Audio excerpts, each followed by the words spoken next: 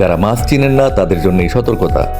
কিছু অসাধু মাছ ব্যবসায়ী আছে যারা মাছে কাদামাটি মাখিয়ে এবং কচুরিপানা দিয়ে দেশি মাছের একটা ভাব নিয়ে আসে এবং সেই মাছগুলো 2 গুণ 3 গুণ দামে বিক্রি করে। এবং আশেপাশে যদি পানি দিয়ে ধোয়ার ব্যবস্থা থাকে মাছগুলোকে ধুয়ে ফেলবেন, তাহলে এর আসল রূপ বের হয়ে আসবে। চলুন বন্ধুরা, আমরা এই মাছ ব্যবসায়ীর সাথে একটু কথা বলি। বলতেছে এগুলো দেশি মাছ, দেশি কই শিং। এই টিকিটে কত টোটাল? সবগুলো ভাইজান 2500 টাকা দিয়েছি। এখানে কয় কেজি মাছ হবে? আমার তো ভাইজান 3 কেজির মতো মাছ আছে।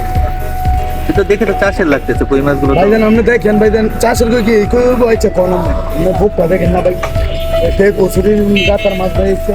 এগুলো দেশি মাছ বলতেছে। না শুনতে চলে লাস্ট কত রাখা যাবে লাস্ট?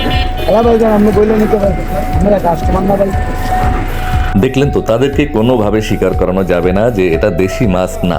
তবে বন্ধুরা, এইসব অসাধু ব্যবসায়ী থেকে সাবধান। চাষের মাছ আপনি কেন এত টাকা দিয়ে কিনবেন? একটু সাবধান হন। এই ছিল আজকে দুনিয়ার অ্যালার্ট। দেখা হচ্ছে পরবর্তী ভিডিওতে।